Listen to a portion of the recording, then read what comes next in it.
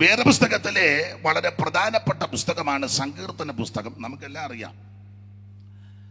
150 സങ്കീർത്തനങ്ങൾ വളരെ പ്രയോജനമുള്ളതാണ്. ഞാനെപ്പോഴും പറയും, പുതിയ ഉപദേശക്കാരിപ്പം ഇറങ്ങിയിട്ടുണ്ട്, ഇപ്പോൾ അല്ല നേരത്തെ ഉണ്ട്. അവർ പറഞ്ഞ സങ്കീർത്തനമൊന്നും വായിക്കരുത്, കൊട്ടാരക്കരയിൽ അതിൻ്റെ വ്യാപാരമുണ്ട്. സങ്കീർത്തനം വായിക്കരുത്, ഇത് പ്രസംഗിക്കരുത്, ഇത് ഇന്ന് സംസാരിക്കരുത്. ഒരുത്തൻ ചോദിച്ചു, ഇതാരാ കുത്തിക്കെട്ടിയെന്ന്. വേറൊരാൾ ചോദിച്ചു, അതങ്ങ് കീറിക്കളഞ്ഞേക്കാൻ. ഇതൊക്കെ അറിവില്ലായ്മ കൊണ്ട് പറയുന്നതാ. അതുങ്ങൾക്കൊക്കെ നല്ല ബുദ്ധി ഉണ്ടാകാൻ നമുക്ക് പ്രാർത്ഥിക്കാം, നഷ്ടപ്പെടാതിരിക്കട്ടെ. ഒരു കാര്യം പറയാം, വേദപുസ്തകത്തിൽ സങ്കീർത്തനത്തിന് വളരെ പ്രാധാന്യമുണ്ട്. 150 സങ്കീർത്തനം. നമ്മുടെ ഒരു കർത്തൃദാസൻ, ഞാനെപ്പോഴും പറയും, ഒരിക്കല് ഒരു സ്ഥലത്ത് ശുശ്രൂഷിക്കുക എന്ന് പേര് പറഞ്ഞാൽ, സ്ഥലം പറഞ്ഞാൽ നിങ്ങൾക്കറിയാം. ചിലപ്പോൾ ഇനിയും നിങ്ങളുടെ ബന്ധുക്കാർ വല്ലതും ആണെന്ന് വെറുതെ എന്തിനാ ഒരു ആലോക്യം ഈ പ്രഥമ കൺവെൻഷൻ ഉണ്ടാക്കുന്നത്. അപ്പൊ അദ്ദേഹം അവിടെ ചെന്നപ്പോൾ ദൈവം അവിടുത്തെ മെയിൻ ആള് ഇദ്ദേഹത്തോട് ചോദിച്ചു, ഇന്ന് എന്തുവാ പ്രസംഗിക്കുന്നേ? അപ്പൊ അദ്ദേഹം പറഞ്ഞു, ദൈവോചനത്തിൽ നിന്ന. അത് മനസ്സിലായി, എന്നാൽ ഏത് ഭാഗമാണ്? അപ്പൊ അദ്ദേഹം പറഞ്ഞു, സങ്കീർത്തനത്തിൽ നിന്നാ എന്ന് പറയുന്നു. ചോദിച്ചയാള് കാശുമൊക്കെ ഉള്ള ആളാ, ഇച്ചിരി പുത്തനും പിടിയും ഒക്കെ ഉള്ള ആളാ, പേര് പറയുന്നില്ല. അപ്പൊ അദ്ദേഹം പറഞ്ഞു, സങ്കീർത്തനത്തിൽ നിന്ന് ഇവിടെ പറയണ്ട. അപ്പൊ ചെന്ന പുള്ളി ചോദിച്ചു, അതെന്താ?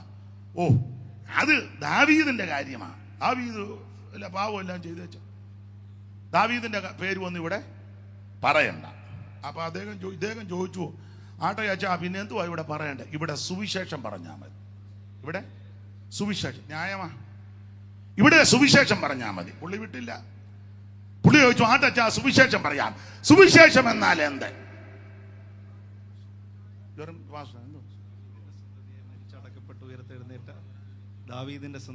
അപ്പൊ ദാവീദിനെ പറയാതെ നോക്കൂ. അച്ഛന്നല്ലേ മോളെ പേര്? ജിസ്റ്റി. ഓർമ്മ വരികയല്ല. വായിച്ചേ മോളെ, തിമോത്തിയോസിന്റെ 2-ാം ലേഖനം 2:8. ഇവിടെ പ്രസിഡന്റ് കാണാതെ പറഞ്ഞു, എന്നാലും മോളൊന്ന് വായിച്ചു. ഇങ്ങനെയുള്ള പ്രസിഡന്റുമാരെ വേണം. ചില പ്രസിഡന്റിനോട് ചോദിച്ചാൽ ഒരു എക്കും ബുക്കും അറിയാമേ. എത്ര പുസ്തകക്രമം ഉണ്ടെന്ന് ഇനി ഞാൻ ചോദിക്കത്തില്ല, പേടിക്കുമൊന്നും വേണ്ട. പുള്ളി മറച്ചിരിക്കുക. ഇയാള് നമുക്കിട്ട് ഇനിയും മോള് വായിച്ചേ. ദാവീദിന്റെ സന്തതിയായി ജനിച്ച് മരിച്ച് ഉയർത്തെഴുന്നേറ്റിരിക്കുന്ന യേശുക്രിസ്തുവിനെ ഓർത്തുകൊള്ളുക, അതാകുന്നു എന്റെ സുവിശേഷം. അപ്പൊ പിന്നെ ദാവീദിന്റെ പേര് പറയണ്ടേ? പേര് പറഞ്ഞു നോക്കുള്ളൂ. എന്താ ഈ പൊട്ടങ്കണാപ്പന്മാര് പറയാ ദാവീദിന്റെ പേരൊന്നും പറയരുത്, മിണ്ടരുതെന്ന്. പട്ട എല്ലാത്തിനും അല്ല. നിങ്ങൾ ചിന്തിച്ചേ, പുതിയ നിയമം തുടങ്ങുന്നത് ദാവീദിന്റെ പേര് പറഞ്ഞല്ലേ? വായിച്ചേ മോള്, ക്രിസ്തി അല്ലേ ജിസ്റ്റി. ഓ, ഓർമ്മ വരുന്നില്ല. വായിച്ചേ, മത്തായി 1:1. അബ്രഹാമിന്റെ പുത്രനായ ദാവീദിന്റെ പുത്രനായ. പുതിയ നിയമം തുടങ്ങുന്നത് പാസ്റ്റല്ലേ? പാസ്റ്റർ ആകും. അങ്ങനെയൊക്കെ എല്ലാവരും പാസ്റ്റർമാരായത്. അപ്പോൾ പുതിയ നിയമം തുടങ്ങുന്നത് ദാവീദിന്റെ പേര് പറഞ്ഞ അബ്രഹാമിന്റെ പുത്രനായി ദാവീദിന്റെ. അല്ല മോളെ, ഇത് പുതിയ നിയമം തീരുന്നതും ദാവീദിന്റെ പേര് പറഞ്ഞ. വായിച്ചോ, വെളിപ്പാട് 22:16. യേശു എന്ന ഞാൻ സഭകൾക്ക് വേണ്ടി നിങ്ങളോട് ഇത് സാക്ഷീകരിപ്പാൻ എന്റെ ദൂതനെ അയച്ചു. ഞാൻ ദാവീദിന്റെ വേരും. അപ്പൊ തുടങ്ങുന്നതും ദാവീദിന്റെ പേര് പറഞ്ഞ, ഇത് അവസാനിപ്പിക്കുന്നതും. ഇനി ആസന്ന ഭാവിയിൽ നമ്മുടെ കർത്താവ് ഇരുന്ന് ഭരിക്കുന്നത് ദാവീദിന്റെ സിംഹാസനത്തിലാണ്.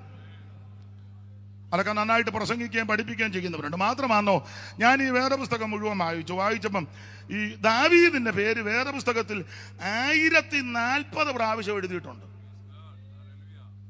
ഒള്ളുകാലെ പിന്നെ ഇത്ര എടുത്തെടുത്തു.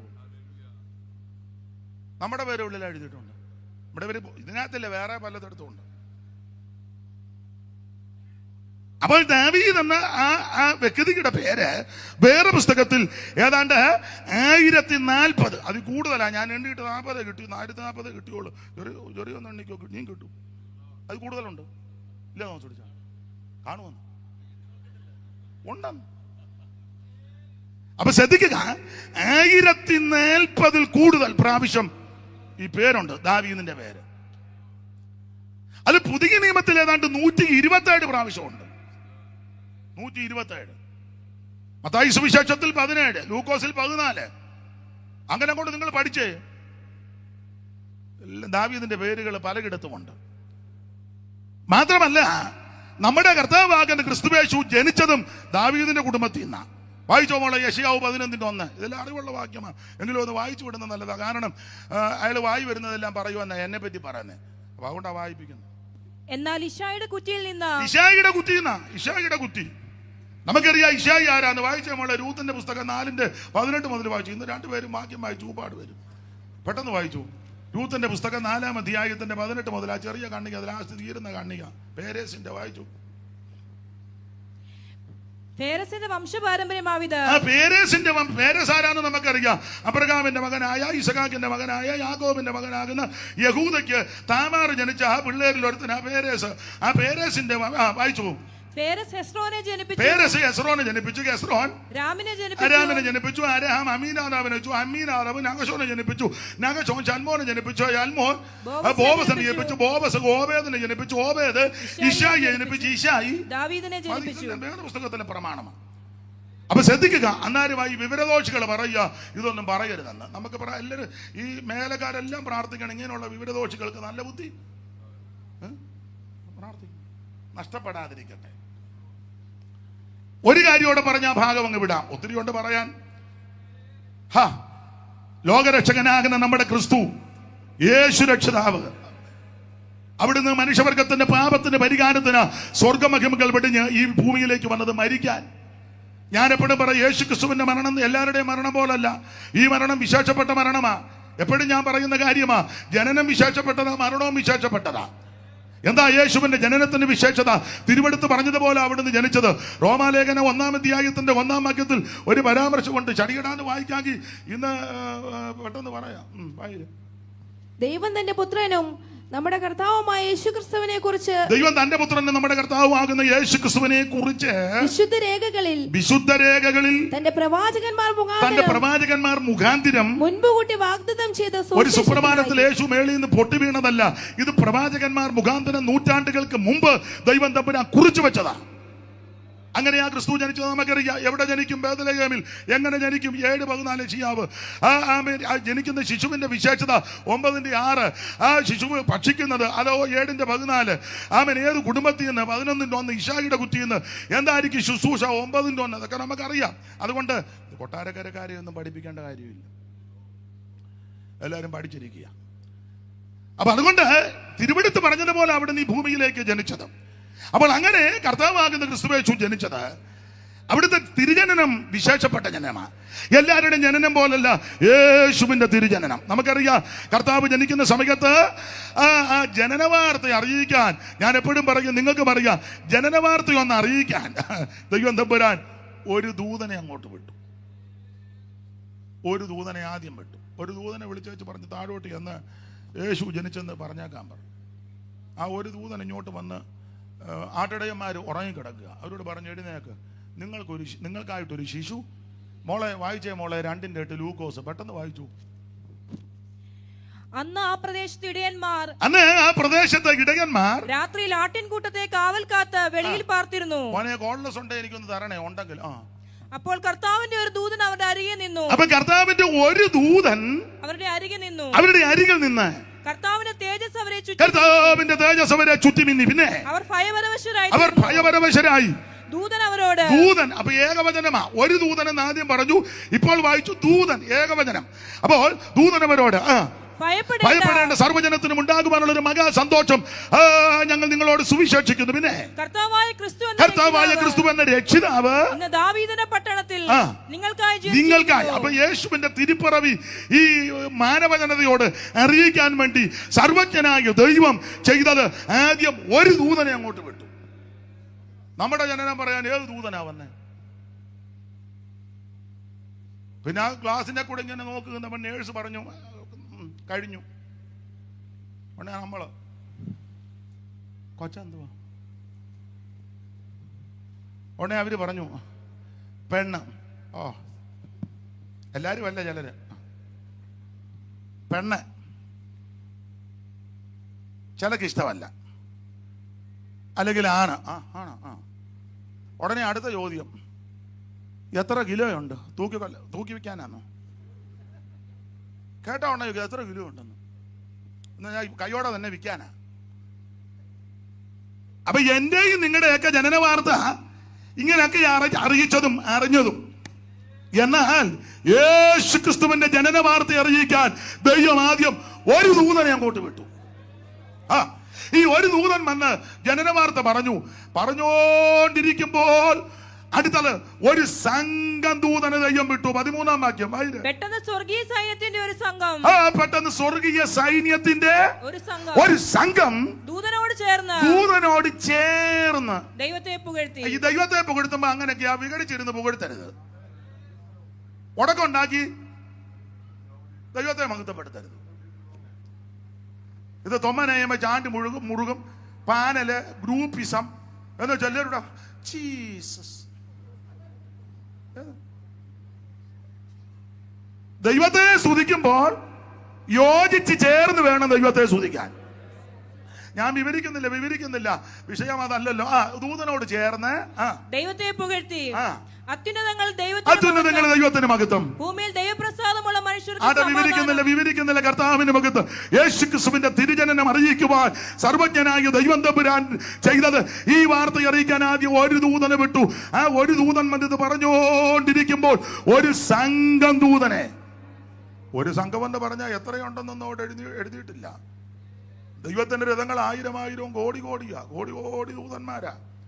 എൻ്റെ ഒരു ഭാവനയെ ഞാനങ്ങ് ചിന്തിക്കുക, കണക്കവിടെ എഴുതാത്തത് കൊണ്ട് ദൈവത്തിന് മഹത്വം. ആ തിരുജനനം നടന്ന സ്ഥലത്തിന്റെ മുകളിലായിട്ട് ആകാശമണ്ഡലം മുഴുവൻ അങ്ങ് ദൂതന്മാരാ. എല്ലാവരും ദൈവത്തെ മഹത്വപ്പെടുത്തുക. ഈ ദൂതൻ എന്ന് പറഞ്ഞാൽ നമ്മളെ പോലെ ചളുങ്ങിയിരിക്കുന്നൊന്നുമല്ല. നമ്മുടെ ആ ഇരിപ്പ് കണ്ട ദൂതൻ പേര് പത്രോസൊക്കെ കൊടുക്കുന്ന ശക്തിയും ബലവുമേറിയ ദൂതന്മാർ.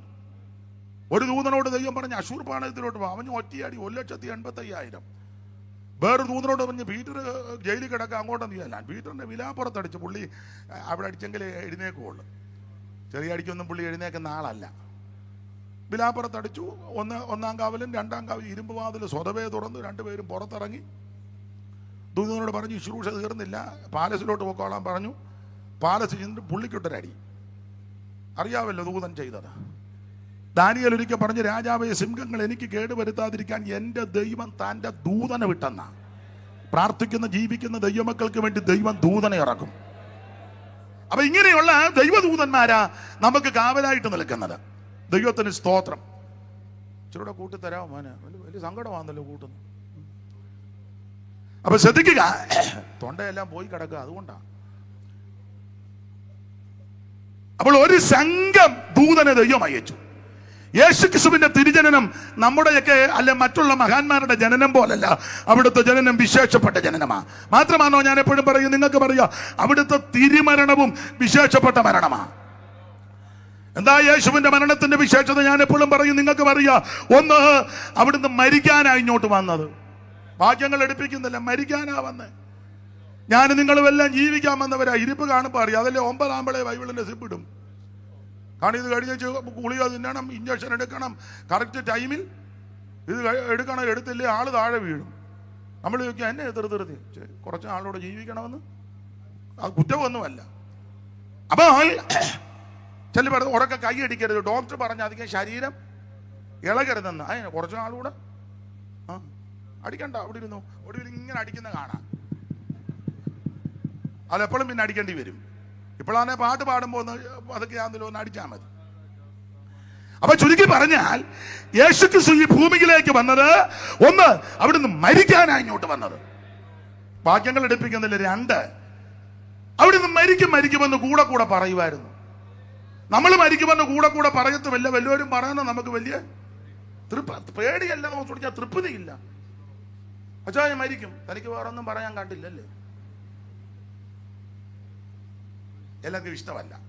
രാവിലെ എഴുന്നേൽക്കുമ്പോൾ ഭാര്യ ഭർത്താവിനോട് പറയാ, ജോർജ് കുടിച്ചാ ഞാൻ മിക്കവാറും ഇന്ന് തീരും, നിനക്ക് ആവശ്യമില്ല, ശുഭന്റെ നാമത്തിൽ ഉണ്ടോ?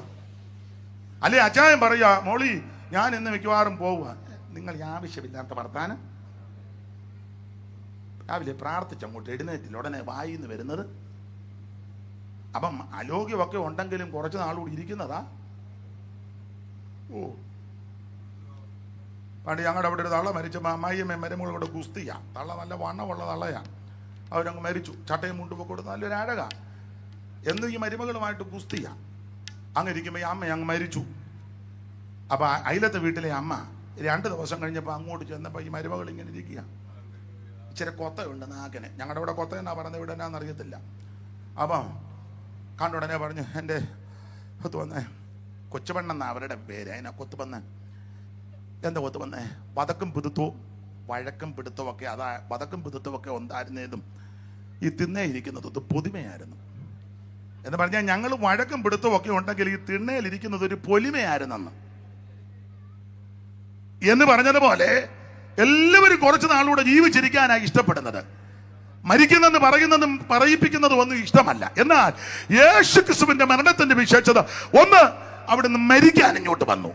2, അവിടുന്ന് കൂടെ പറഞ്ഞുകൊണ്ടിരുന്നു മരിക്കും മരിക്കും മരിക്കും.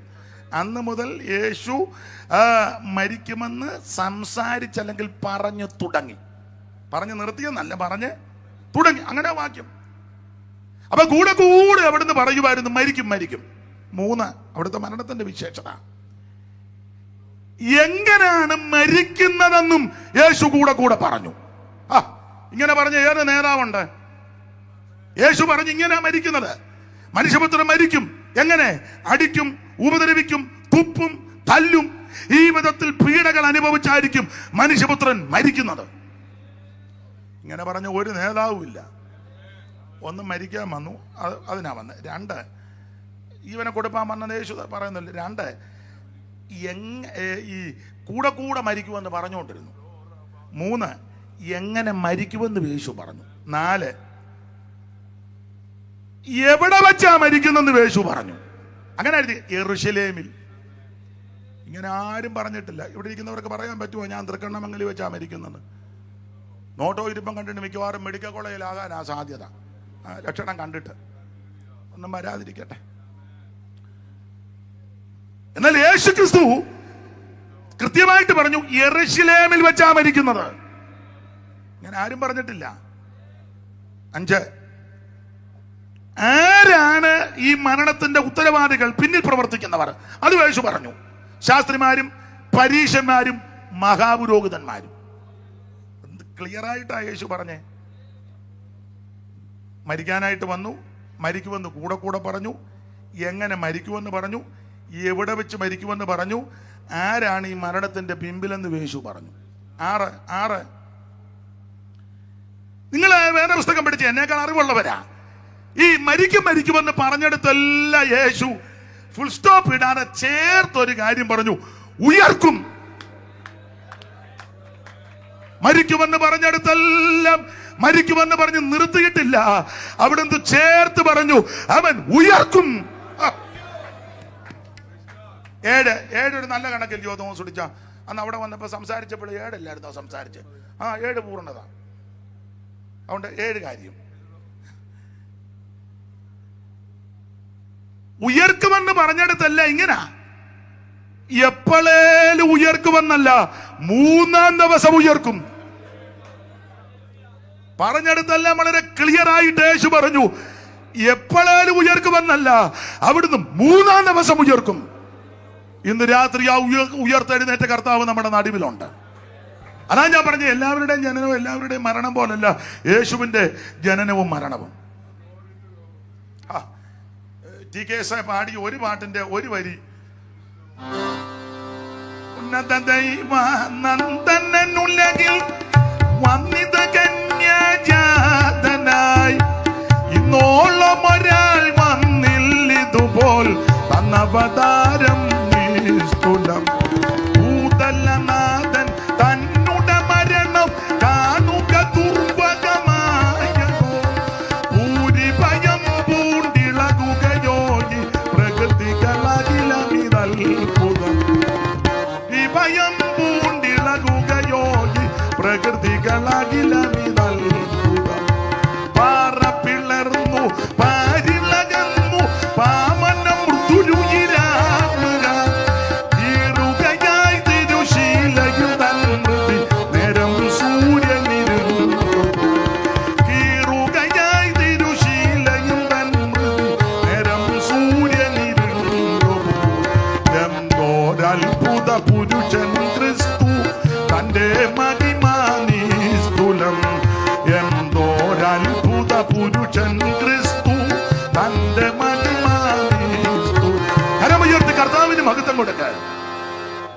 ചിന്തയോടെ മുൻപോട്ട് പോകാം. അപ്പോൾ ഈ സങ്കീർത്തനത്തിന് ഒത്തിരി പ്രാധാന്യമുണ്ട്. നമ്മുടെ വിഷയത്തിലേക്ക് വരിക. അങ്ങനെയുള്ള നമ്മുടെ കർത്താവ് മനുഷ്യവർഗത്തിന്റെ പാപത്തിന്റെ പരിഹാരത്തിന് വേണ്ടി മരിച്ചു.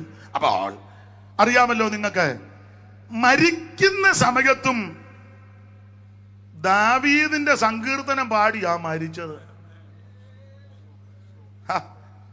എന്റെ ദൈവമേ, എന്റെ ദൈവമേ, ഏലോകി ഏലോകി. എന്നാ തർക്കം ഇരിക്കുന്നത്? സങ്കീർത്തനത്തിന് പ്രാധാന്യമുണ്ട്.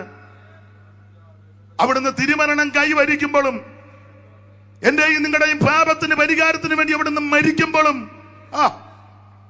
ദാവീദ് പാടിയ സങ്കീർത്തനം ചൊല്ലിയ അവിടുന്ന് തിരുമരണം കൈവരിച്ചത്. ഒരു വരി പാടറിയാം. ഏലോകി ഏലോകി ലമ്മാ ശബക്താനി ഏലോകി ഏലോകി ലമ്മാ ശബക്താനി. കാണുന്നു ഞാൻ കാൽവരി മാമല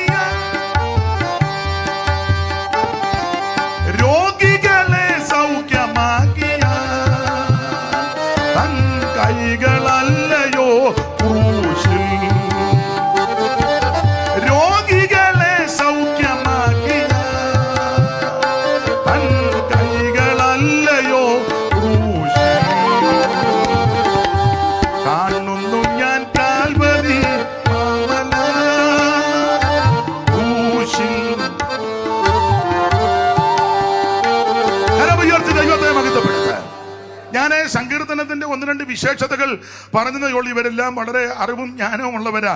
ദൈവത്തിന്റെ മഹത്വം. പുതിയ നിയമം ആരംഭിക്കുന്നത് ദാവീദിന്റെ പേര് പറഞ്ഞ, അവസാനിക്കുന്നത് ദാവീദിന്റെ പേര് പറഞ്ഞ 1040 പരം പ്രാവശ്യം ദാവീദിന്റെ പേര് വേദപുസ്തകത്തിലുണ്ട്. അതിൽ 127 കൂടുതൽ പുതിയ നിയമത്തിലുണ്ട്. മാത്രമല്ല, നമ്മുടെ കർത്താവാകുന്ന ക്രിസ്തുയേശു തിരുമരണം കൈവരിക്കുമ്പോൾ ദാവീദ് എഴുതിയ സങ്കീർത്തനം പാടിയ അവിടുന്ന് ജീവനെ ഏൽപ്പിച്ചു കൊടുത്തത്. മാത്രമാണോ, ഉയർത്തെഴുന്നേറ്റ ക്രിസ്തു എമ്മവസിലേക്ക് പോയ ശിഷ്യന്മാർക്ക് പ്രത്യക്ഷനായി. യേശു ക്രിസ്തു പലർക്കും പ്രത്യക്ഷനായി. കൊരിന്ത്യലേഖനത്തിൽ നമ്മൾ വായിക്കുന്നത് ആ പ്രത്യക്ഷതയെ പറ്റി ലിസ്റ്റ് ഇട്ടിട്ടുണ്ട്. മോളെ ഒന്ന് വായിച്ചേര് പെട്ടെന്ന്. കൊരിന്ത്യർക്ക് എഴുതിയ 1-ാം ലേഖനം 15:3. എല്ലാവർക്കും അറിവുള്ള വാക്യമെങ്കിലും ഒന്ന് വായിച്ചു. ക്രിസ്തു നമ്മുടെ പാപങ്ങൾക്ക് വേണ്ടി തിരുവെഴുത്തുകളിൻ പ്രകാരം മരിച്ച് അടക്കപ്പെട്ട് തിരുവെഴുത്തുകളിൻ പ്രകാരം 3-ാം നാൾ ഉയർത്തെഴുന്നേറ്റു. അവിടുന്ന് തിരുവെടുത്ത് പറഞ്ഞതുപോലെ മരിച്ചു അടക്കപ്പെട്ട് തിരുവെടുത്ത് പറഞ്ഞ പോലെ 3-ാം ദിവസം അവിടുന്ന് ഉയർത്ത് കേഫാവിനും പിന്നെ 12 പ്രത്യക്ഷനായി. അപ്പൊ എന്റെ ഭാഷയിൽ പറഞ്ഞാൽ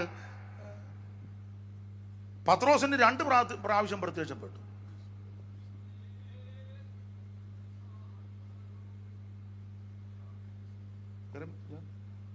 ഇല്ലേ? എത്രയിലും പ്രത്യക്ഷപ്പെട്ട പുള്ളിക്ക് 2 പ്രാവശ്യം. ഒന്നുകൂടെ വായിച്ചേ മോളെ. 3-ാം നാൾ ഉയർത്തെഴുന്നേറ്റ് കേഫാവിനും അത് ഈ പീറ്ററാ.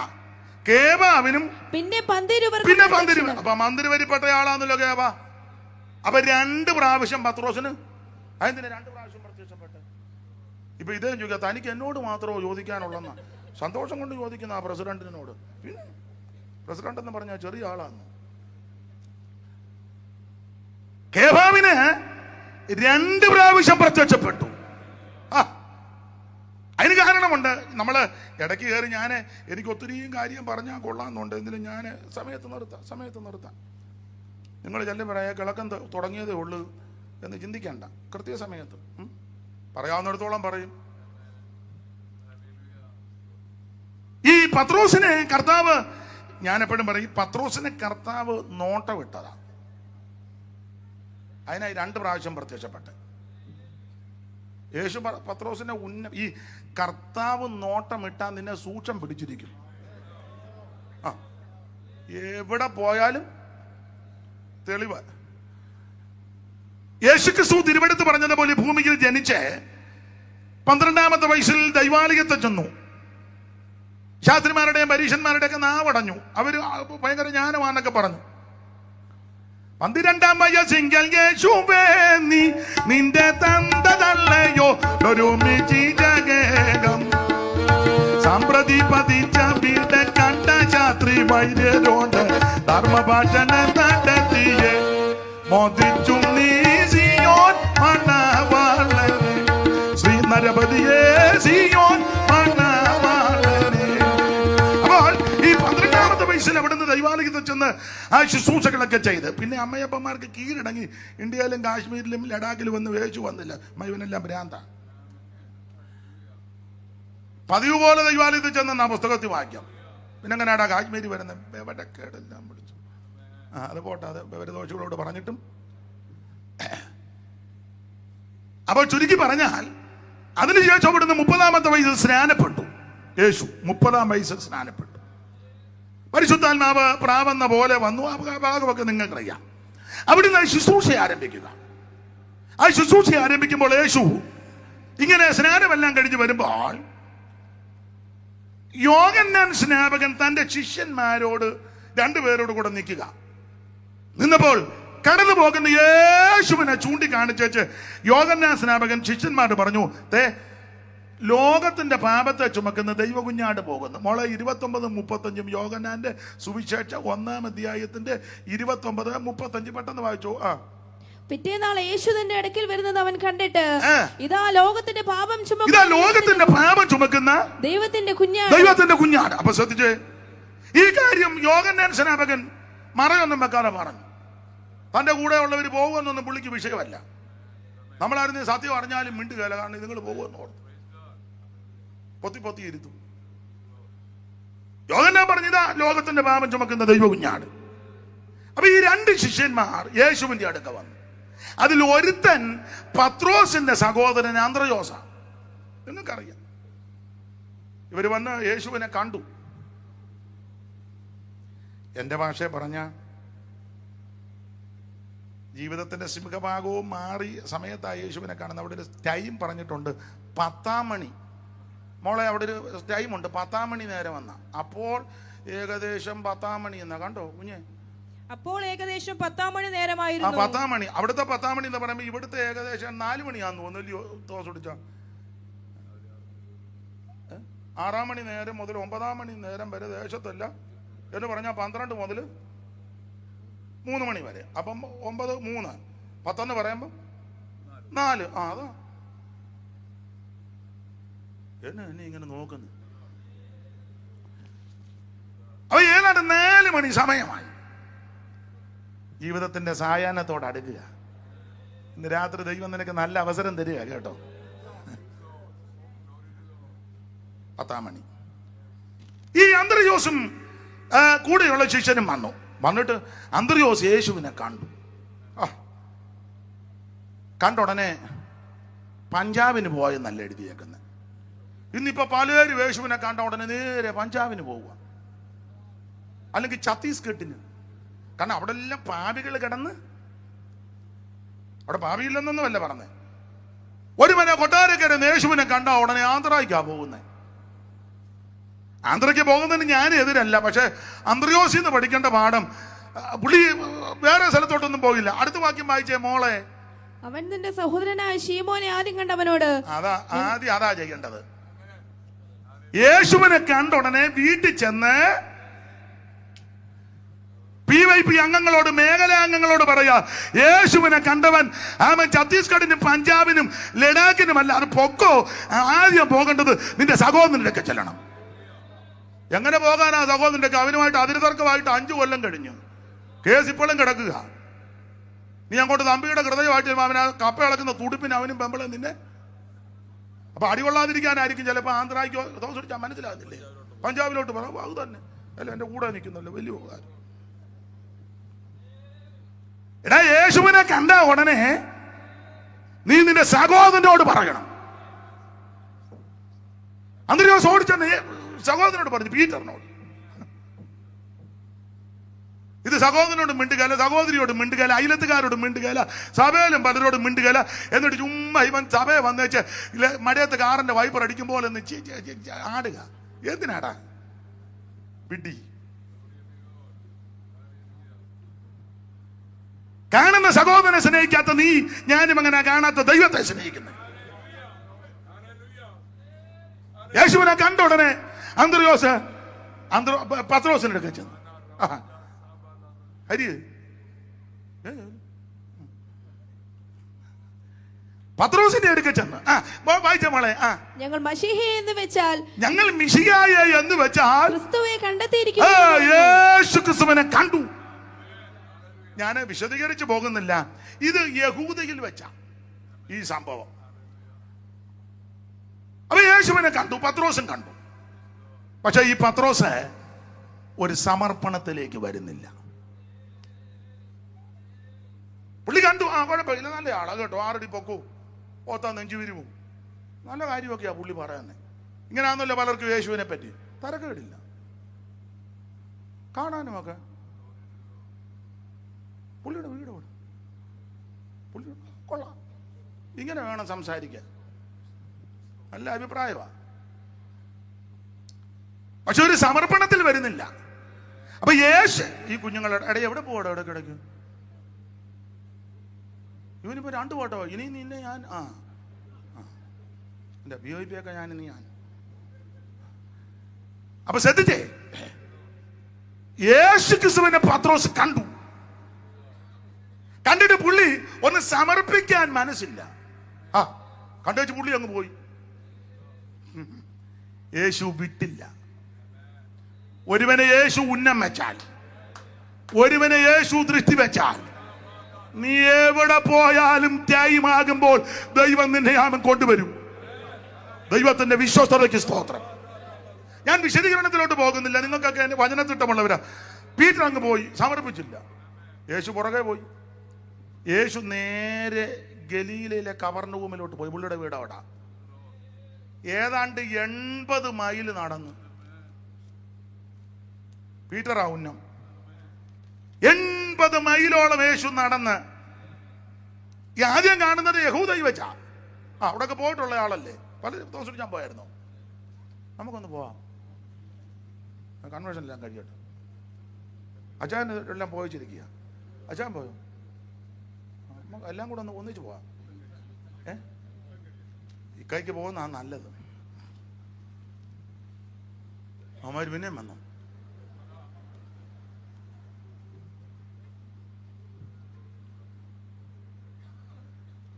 അപ്പൊ യേശു ക്രിസ്തു ഇവനെ വിട്ടില്ല. പത്രോസിന്റെ പുറകെ ഉന്നം പത്രോസാ. ഇന്ന് രാത്രി ചിലരെ കർത്താവ് ഉന്നം വെച്ചിട്ടുണ്ട്, സുവിശേഷ വേലയ്ക്ക് വേണ്ടി, കർത്താവിന്റെ വേലയ്ക്ക് വേണ്ടി. സ്തോത്രം. രക്ഷിക്കപ്പെടാൻ, സ്നാനപ്പെടാൻ, അഭിഷേകം പ്രാപിക്കാൻ, സത്യ ഉപദേശത്തിന് വേണ്ടി നിൽക്കുവാൻ ചിലരെ കർത്താവ് ഉന്നം വെച്ചിട്ടുണ്ടെന്ന്. യേശു വിട്ടില്ല, പുറകെ പോയി. ഏതാണ്ട് 80 മൈലോളം അവിടെ ചെന്നു. ഗലീലയിലെ കവർന്നഭൂമിയിൽ ചെന്നിട്ടേ യേശു അവിടുത്തെ പള്ളി കയറി. ശബത്തില് കർത്താവിന് അറിയാം, യഹൂദന്റെ പ്രമാണം ശബത്തിൽ ഒരു ജോലിക്കും പോവുകയല്ല, പള്ളി വരും. അപ്പൊ കർത്താവിന് അറിയാം, പീറ്റർ സൂഷയുടെ പള്ളി വരും. നമ്മൾ പള്ളി വരുന്നത് 10 മണിക്ക് സഭായം തുടങ്ങും, 11:30 ആകുമ്പോൾ പമ്മി ചങ്ങാടം കൊണ്ടുവരുന്നത് പോലെ. എന്നുവെച്ചാൽ വന്നിച്ച് പമ്മി ഒരു നോട്ടമുണ്ട്, എൻ്റെ കസേര ആരേലും ഇരിപ്പുണ്ടോ, ഞാൻ ഇരിക്കുന്ന സീറ്റിൽ ഏതവനേലും ഈവനെ കൊതിയുള്ളവൻ ഇരിക്കത്തുമില്ല. ആ കസേര ചുമ്മാ കിടന്ന് ആടിയാൽ പോലും ഒരുത്തൻ. ഇപ്പൊ എല്ലാം കസേര പേരെഴുതിയിടുക, ഇല്ലേ വലിയ പൂവമ്പം ഉണ്ടാക്കും. പേര് അറിയത്തില്ല. എവിടാ പറയൊന്നും വേണ്ട. ദൈവത്തിന് മഹത്വം. കർത്താവ് സൂക്ഷം പള്ളി ചെന്നു. കർത്താവിനറിയാം പീറ്റർ ഇവിടെ വരും. ദൈവത്തിന് മഹത്വം. പള്ളിയിൽ ചെന്ന് തിരുവെടുത്ത് കൊടുത്തു. യേശു തിരുവെടുത്തെടുത്തു, തുറന്നു. ദരിദ്രന്മാരുടെ സുവിശേഷം വരുമ്പോൾ കർത്താവ് എന്നെ എന്നിട്ട് ഒടുവിൽ പറഞ്ഞതാ, ഇന്ന് ഈ തിരുവെടുത്തിന് നിവൃത്തി വന്നു. അതിന്റെ അർത്ഥം പള്ളിയിലിരുന്ന എല്ലാവരുടെയും കണ്ണ് അവന്റെ മേൽ ലാവണ്യമാക്ക്, ആശ്ചര്യപ്പെട്ടു. എല്ലാവരും നോക്കി. ഈ തിരുവഴുത്തിന് നിവർത്തി വന്നെന്ന് പറഞ്ഞാൽ ഞാൻ മിശിഹായ, ഞാൻ ക്രിസ്തുവാ. അത് പത്രോസ് അവിടെ ഇരുന്ന് കേട്ടു. ആദ്യം ഒന്ന് കേട്ട് സമർപ്പിച്ചില്ല, ഇപ്പം വീണ്ടും കേട്ടു, സമർപ്പിക്കുന്നില്ല. നേരിട്ട് അവിടെ കർത്താവ് ഒരു അത്ഭുതം ചെയ്തു. അശുദ്ധാത്മാവുള്ളൊരു മനുഷ്യൻ സൗഖ്യം കൊടുത്തു, ശാസിച്ചു. പീറ്റർ സമർപ്പിക്കുന്നില്ല, വിട്ടില്ല യേശു. യേശു നേരെ പീറ്ററിന്റെ വീട്ടിലോട്ട് പോയി. അങ്ങനെ ആയിരിക്കുന്നേ. അവൻ പള്ളിയിൽ നിന്ന് ഇറങ്ങി, മോളെ അങ്ങനല്ലേ മോളെ, മോളെ മർക്കോസിന്റെ സുവിശേഷം 1-ാം അധ്യായത്തിന്റെ 29 അല്ലേ? ഒന്ന് വായിച്ചേ മോളെ, ആ കണ്ണിക തുടങ്ങുന്നിടത്ത്. അനന്തരം അവന്റെ ശ്രുതി വേഗത്തിൽ ഗലീല നാടെങ്ങും പരന്നു. അനന്തരം അവൻ പള്ളിയിൽ നിന്ന് ഇറങ്ങി യാക്കോബും യോഹന്നാനുമായി ശീമോന്റെയും അന്ത്രയോസിന്റെയും വീട്ടിൽ വന്നു. യാക്കോബും യോഹന്നാനുമായി ശീമോന്റെയും അന്ത്രയോസിന്റെയും വീട്ടിൽ വന്നു. പത്രോസിന്റെ വീട്ടിൽ ചെന്നു. അടുത്തത്, അവിടെ ശീമോന്റെ അമ്മാവിയമ്മ പനി പിടിച്ച് കിടന്നിരുന്നു. അവർ അവളെ കുറിച്ച് അവനോട് പറഞ്ഞു. അപ്പോൾ അമ്മായിയമ്മയ്ക്ക് പനി. യേശു അവിടെ ചെന്നു, അവളെ പറ്റി പറഞ്ഞു. അടുത്ത വാക്യം, അവൻ അടുത്ത് ചെന്ന് അവളെ കൈക്ക് പിടിച്ച് എഴുന്നേൽപ്പിച്ചു. പനി അവളെ വിട്ടുമാറി. അവൾ അവരെ ശുശ്രൂഷിച്ചു. എന്നിട്ടും സമർപ്പിക്കുന്നില്ല. യഹൂദയിൽ വെച്ച് കണ്ടു, സമർപ്പിക്കുന്നില്ല. ശബത്തിൽ പള്ളി ചെന്നു, അത്ഭുത ശുശ്രൂഷ ചെയ്തു, തിരുവെടുത്തും നിവർത്തി വന്നെന്നും പറഞ്ഞു, സമർപ്പിക്കുന്നില്ല. 3 വീട്ടിൽ ചെന്നു. യേശു ഒരുത്തനെ ഉന്നം വെച്ചാ വരുവേ. വീട്ടിൽ ചെന്നു, സമർപ്പിക്കുന്നില്ല. അപ്പൊ കർത്താവ് അടുത്ത പദ്ധതി കിട്ടു. ഇനി ലൂക്കോസ് 5:1 വായിച്ചേ മോളെ. ഞാനത് പറഞ്ഞാ ഭാഗം ഒന്ന് വിടാം. അവൻ ഗന്നേസരത്ത് തടാകത്തിന്റെ കരയിൽ നിൽക്കുമ്പോൾ പുരുഷാരം ദൈവവചനം കേൾക്കേണ്ടതിന് അവനെ തിക്കിക്കൊണ്ടിരിക്കുകയും അടുത്തത് 2 പടക് കരയ്ക്ക് അടുത്ത് നിൽക്കുന്നത് അവൻ കണ്ടു. അവയിൽ നിന്ന് മീൻപിടിക്കാർ ഇറങ്ങി വല കഴുകുകയായിരുന്നു. ആ പടകുകളിൽ ശീമോനുള്ളതായി ഒന്നിൽ അവൻ കയറി. ശീമോന്റെ പടകിൽ യേശു കയറി. കരയിൽ നിന്ന് അല്പം നീക്കണമെന്ന് അവനോട് അപേക്ഷിച്ചു. കരയുമായുള്ള ബന്ധം ഒന്ന് വിച്ഛേദിക്കണം. ആ ബന്ധം കൊണ്ടാണല്ലോ സമർപ്പിക്കാത്ത. പല നൂലാമാല പോലെ ബന്ധം കിടക്കല്ല ഇതിലെ സമർപ്പിക്കാത്ത. എത്ര കൺവെൻഷന് കൂടി, എത്ര മേഖലാ കൺവെൻഷന് കൂടി, ഡിസ്ട്രിക്ട്, സെന്റർ, ലോക്കല്, മിറ്റം മുതലാ കൺവെൻഷൻ. ഇനിയിപ്പോൾ പെരക്കാത്ത കൺവെൻഷൻ വരും. ഇപ്പം മിറ്റത്ത് കൺവെൻഷനാ, ഇനിയും വരും പെരക്കാത്ത കൺവെൻഷൻ. കാരണം അയാളും പെമ്പിളയും പിള്ളേരും, അതാ പെരക്കാത്ത കൺവെൻഷൻ. വരും എഴുതി കിട്ടോ, കുറിച്ചിട്ടോ. ഞാനങ്ങ് വലിയ പ്രവാചകനൊന്നും അല്ലങ്ങ് പറയാം. പെരക്കാത്ത കൺവെൻഷനെ, മിറ്റത്ത് കൺവെൻഷനെ, അടുക്കള കൺവെൻഷനെ. ആട്ടെ. അപ്പൊ ഈ കരയുമായുള്ള ബന്ധം ഒന്ന് വിച്ഛേദിക്കണം. അടുത്തത്, അങ്ങനെ അവൻ പടകിലിരുന്ന് പുരുഷാരത്തെ ഉപദേശിച്ചു. അടുത്തത്, സംസാരിച്ചു തീർന്നപ്പോൾ അവൻ ശീമോനോട് ആഴത്തിലേക്ക് നീക്കി മീൻപിടുത്തത്തിന് വലയിറക്കുവിനെന്ന് പറഞ്ഞു. ഈ ശിമോനോട് യേശു പറഞ്ഞു, എന്നോടോ നിങ്ങളോടോ, നമ്മള് ശിമോന്റെ സ്ഥാനത്താണെന്ന് പറയും, ഈ അറിയാവുന്ന പണി ചെയ്താൽ മതി, നിനക്ക് തടിപ്പണിയാ അറിയാവുന്ന, ആ പണി അങ്ങ് ചെയ്താൽ മതി. ഈ കൊല്ലക്കുടി കൊണ്ട് ഞങ്ങള് പാരമ്പര്യമായിട്ട് ഇത്, എൻ്റെ ഗ്രാൻഡ് ഫാദറാണ് ഇത് തുടങ്ങിയത്. എത്ര മീനുണ്ടെന്നും അത് എവിടൊക്കെ ഉണ്ടെന്നും, വാളയാന്നോ ചാളയാന്നോ കൂരിയാന്നോ എന്തുവാന്നൊക്കെ ഞങ്ങൾക്കിതറിയാന്ന്. എന്നാ കുഞ്ഞുടിച്ചാ ഉള്ള കാര്യമായി പറയാന്ന്. ഞങ്ങൾക്കിത് അറിയാന്ന്. കുക്കു സാഹിബ് ഞങ്ങളുടെ വീട്ടിലല്ലയോ വന്നേ. ഉണ്ണുടി സാറ് കിടന്ന കാട്ടിൽ ഇപ്പോഴും ഞങ്ങൾ കിടക്കുന്നില്ലെന്നേ ഉള്ളു, വെച്ചിട്ടുണ്ട്.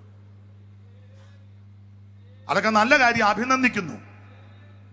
അപ്പൊ ഞങ്ങൾക്കിത് അറിയാന്ന്. എങ്ങനെ വീശണം, ഏത് വിധത്തിൽ വീശണം, എവിടെ മീനുണ്ട്, ഏത് മീനാണ്, അതൊക്കെ ഞങ്ങൾക്കറിയാം. അതുകൊണ്ട് നിനക്കിത് വല്ലതും അറിയാമോ? നിനക്ക് ആ കൂടെ ചിന്തയിടാൻ പഠിച്ച പണി ചെയ്താൽ മതി. പക്ഷെ പത്രോസ് അങ്ങനല്ല പറഞ്ഞേ. അവിടുന്ന് പറയാ, നിന്റെ വാക്കിന്. അതിന്റെ കാരണം പറയാം. ഇതിക്ക് മുമ്പ് 2 പ്രാവശ്യം ഈ വാക്കിന്റെ ശക്തി അനുഭവിച്ചവനാ. ഒരിക്കൽ പള്ളിയിൽ വന്ന് അശുദ്ധാത്മാവിനെ ശാസിച്ചപ്പോൾ വിടുതൽ നടന്നു. അത് കണ്ടവനാ പത്രോസ്.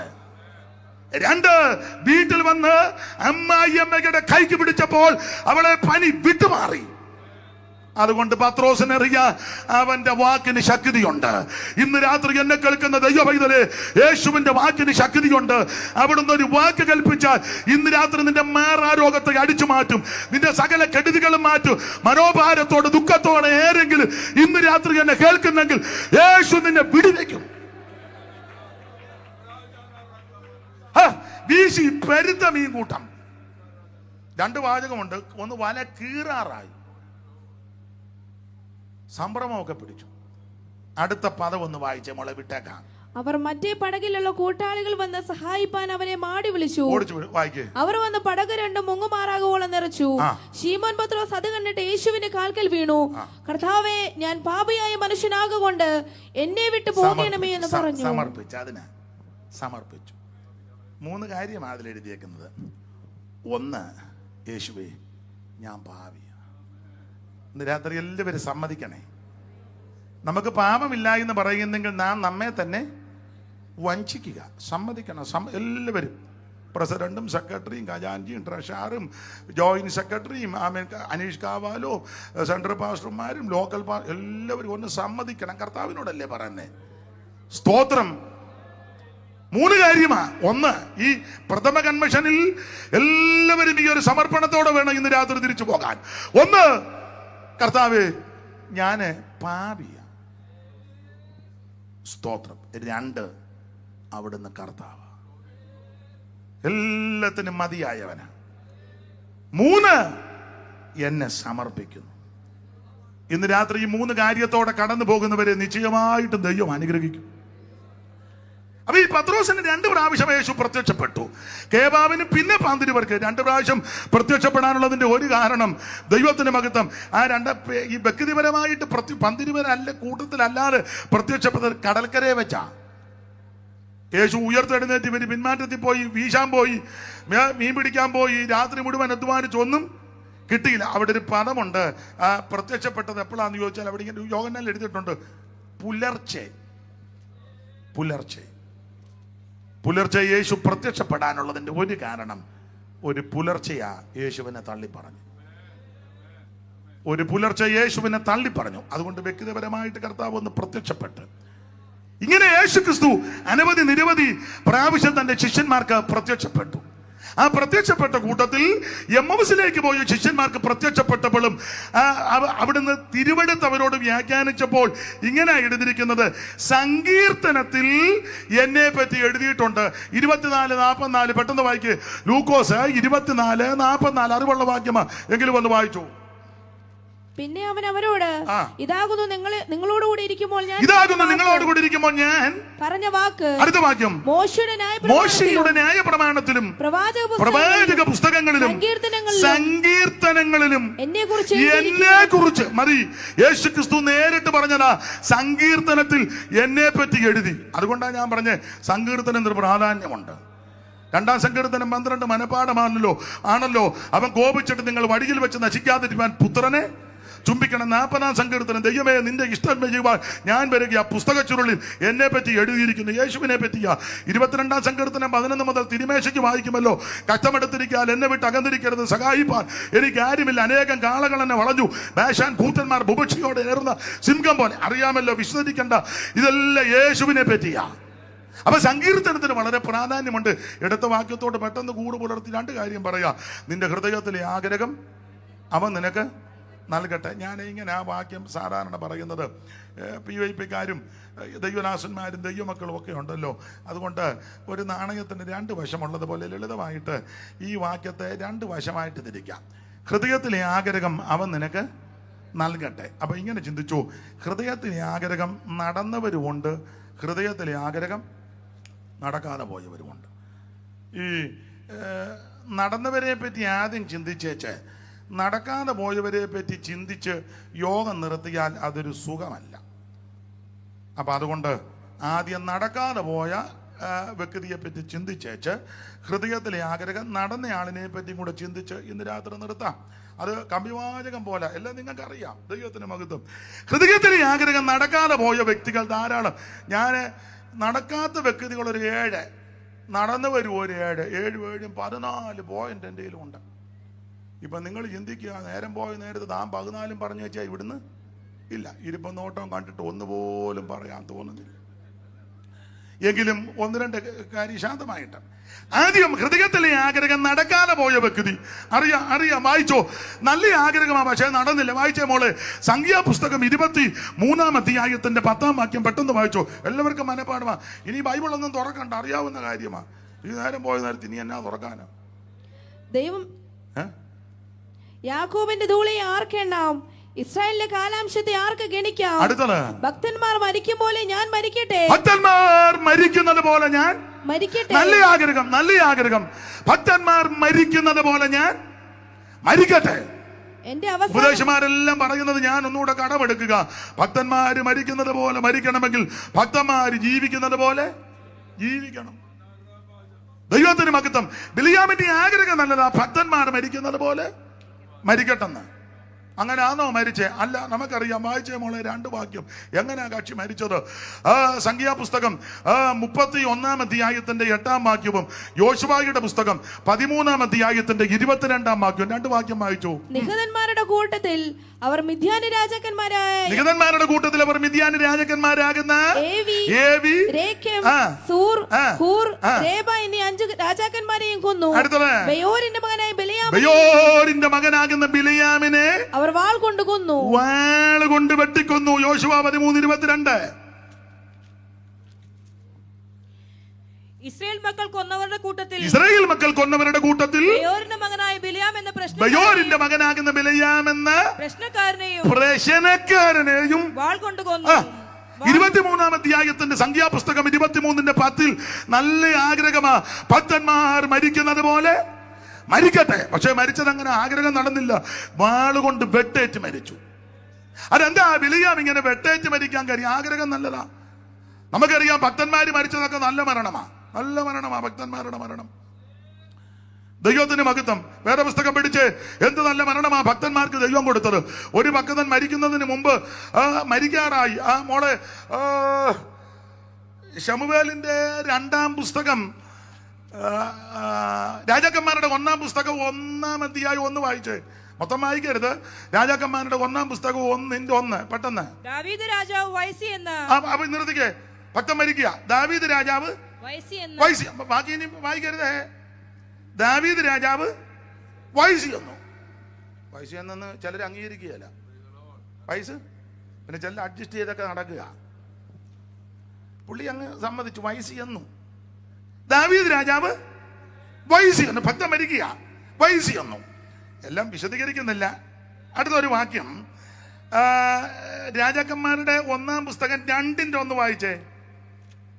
ദാവീദിന്റെ മരണകാലം അടുത്തു വന്നപ്പോൾ, മരണകാലം അടുത്തു വരും, മരിക്കുന്ന ഓർഡറാ, വയസ്സ് എന്നു. ഇപ്പം വായിച്ചത് ദാവീദിന്റെ മരണകാലം അടുത്തു വന്നു. അടുത്തു വന്നപ്പം ബോധക്കേടെല്ലാം പറഞ്ഞെന്നല്ല, വെളിവും വെള്ളിയാഴ്ച ഇല്ലാതെ തെറി അനാവശ്യം ഒന്നും പറഞ്ഞെന്നല്ല കേട്ടോ. എന്നാലും ഞാൻ ചോദിച്ചു, അപ്പച്ചനെ ഇപ്പൊ കാണണ്ട, മുഴുവൻ വേണ്ടാതീനോ പറയുന്നത്. എനിക്ക് ഈ ആദരണി ഞാനിപ്പോൾ വണ്ടി വരുന്നപ്പോൾ പറഞ്ഞു, ഈ ബഹുമാന്യ കർത്തൃദാസനെ ഓർത്ത് ഞാൻ ദൈവത്തെ മിക്കപ്പോഴും, അച്ഛനും ഞാൻ പ്രാർത്ഥിക്കും, മിക്കപ്പോഴും പ്രാർത്ഥിക്കും, ഞങ്ങളുടെ സഭയിലും പ്രാർത്ഥിക്കും. ഈ 98 വയസ്സ്, 97 എത്രയാ, 97, എന്ത് നല്ല പരിജ്ഞാനം, എന്ത് ഞാൻ കണ്ടിട്ടുണ്ട്. ചില സമയം പോകുമ്പോൾ യോഗം ഒന്ന് പ്രാർത്ഥിച്ച് നിർത്താൻ പറഞ്ഞാൽ വളരെ പരിജ്ഞാനത്തോടെ. ചിലതാണ് ബ്രേക്ക് ഇല്ലാത്ത സൈക്കിൾ ഇറക്കത്തിൽ പോകുമ്പോൾ നിർത്താനും അറിയാൻ മേലെ വെളിവുമില്ല, ഒന്നുമില്ല. എന്ത് പരിജ്ഞാനം, എന്ത് ഒത്തിരി കാര്യം പഠിക്കാനുണ്ട്. അവിടെ ഞാൻ സമയമില്ലാത്തതുകൊണ്ടല്ല ഞാൻ കുറച്ചുകൂടെ പറഞ്ഞു. ഇരുത്തിക്കൊണ്ട് പുകഴ്ചയൊന്നും പറയുക, ഞാൻ പറയണ്ട, നിങ്ങൾക്കറിയാമല്ലോ. അപ്പൊ ഇവിടെ ദാവീദ് വയസ്സ് ചെന്നു. രാജാക്കന്മാരുടെ 1-ാം പുസ്തകം 1:1, 2-ാം അധ്യായത്തിന്റെ 1 ഒന്നുകൂടെ വായിച്ചേ. ദാവീദിന്റെ മരണകാലം അടുത്തു വന്നപ്പോൾ, മരണകാലം അടുത്തു വന്നു. ഭക്തൻ മരിക്കും പോലെ മരിക്കണം, ഭക്തൻ മരിക്കുന്ന വിധവ. മരണകാലം അടുത്തു വന്നു. ഇനി ശമൂവേലിന്റെ 2-ാം പുസ്തകം 23:1 വായിച്ചേ. ദാവീദിന്റെ അന്ത്യവാക്കുകൾ. അപ്പം മരിക്കാൻ നേരത്ത് പറയുക അന്ത്യവാക്കുകളാവിത്. ദൈവത്തിന് മഹത്വം. അപ്പോൾ വയസ്സ് എന്നു. 2 മരിക്കാറായപ്പം വെളിവും വെള്ളിയാഴ്ച ഇല്ലാതെ വേണ്ടാതീനം പറഞ്ഞതല്ല. അന്ത്യവാക്കൊക്കെ നല്ല എന്നെ വാക്കുകളെ വായിച്ച സഹോദരി. ഇശ്ശായി പുത്രൻ ദാവീദ് ചൊല്ലുന്നു. ഔന്നത്യം പ്രാപിച്ച പുരുഷൻ ചൊല്ലുന്നു. യാക്കോബിൻ ദൈവത്താൽ അഭിഷിക്തൻ, ഇസ്രായേലിൽ മധുരഗായകൻ തന്നെ. പിന്നെ യഹോവയുടെ ആത്മാവ് എന്നിൽ സംസാരിക്കുന്നു. മരിക്കാറായപ്പോഴും ദൈവാത്മാവിനാൽ സംസാരിക്കുക. ഇതാ ഭക്തന്മാര് മരിക്കുന്നത്. ഇങ്ങനെ ഭക്തൻ മരിക്കുന്നത്. വയസ്സ് ചെന്നു, മരിക്കാറായി, മരണകാലം എടുത്തപ്പോൾ അന്ത്യവാക്യങ്ങൾ. 23 പഠിച്ച എന്നാ നല്ല പിള്ളേരുടെ ഭാഷ പറഞ്ഞ PYPക്കാരുടെ ഭാഷ പറഞ്ഞ അല്ല കിടിലൻ വാചകം. കിടിലൻ കുഴപ്പമില്ലല്ലോ, ഇരിക്കട്ടെ. ദൈവത്തിന് മഹത്വം. എന്നിട്ടോ എല്ലാം എടുക്കുന്നില്ല. എന്നിട്ടോ രാജാക്കന്മാരുടെ 1-ാം പുസ്തകം 2-ാം അധ്യായത്തിന്റെ 10-ാം വാക്യം. പിന്നെ ദാവീദ് തന്റെ പിതാക്കന്മാരെ പോലെ നിദ്ര പ്രാപിച്ചു. ഇങ്ങനെ ഭക്തൻ മരിച്ചത്.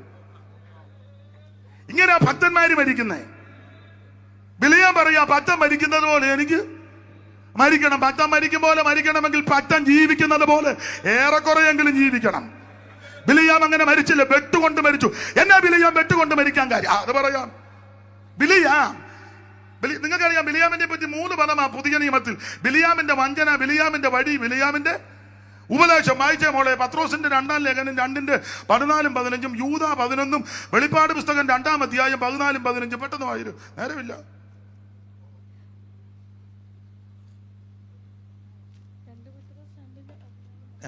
പത്രോസിന്റെ 2-ാം ലേഖനം 2-ാം അധ്യായത്തിന്റെ 14-15 ഇടത്ത് വശത്ത് താഴെ. അവർ വ്യഭിചാരിണിയെ കണ്ട് രസിക്കുകയും. 15 വായിച്ചോ. അവർ നേർവഴി വെട്ടി തെറ്റി ബയോരിന്റെ മകനായ ബിലിയാമിന്റെ വഴി.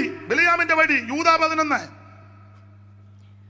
അവർ കയ്യിന്റെ വഴിയിൽ നടക്കുകയും കൂലി കൊതിച്ച് ബിലിയാമിന്റെ വഞ്ചനയിൽ തങ്ങളെ ബിലിയാമിന്റെ വഞ്ചന. വെളിപ്പാട് 2:14.